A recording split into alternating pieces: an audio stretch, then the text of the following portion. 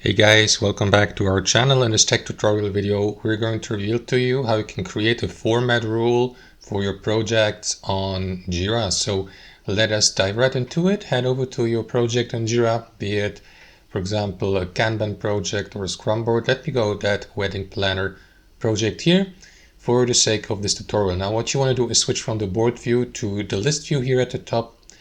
And after that, you will see a list of all of your ongoing issues or work items below, like epics and tasks, and with each subtask. So what you want to do is click into these three dots in the top right, more actions, and select format rules. Now, as you can see, I haven't created any rule yet, but I can do that by clicking into add a rule here. And here, guys, you can customize your rule. Select the color. Here to the to the right, select a row or a cell.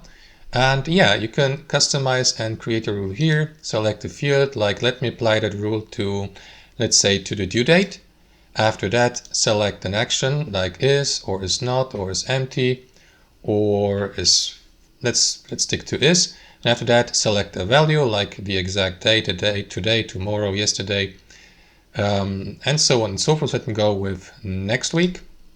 And after that, save your rule by clicking to this button there, and that is going to apply the format rule. Now you can, for example, customize your rule or edit it anytime by clicking into this button here, or for instance, remove them by clicking into delete rule here, and that is going to remove your format rule. And that's how it works, guys. Thanks for watching. Hope you enjoyed this video, got some value from it, and we'll catch you later.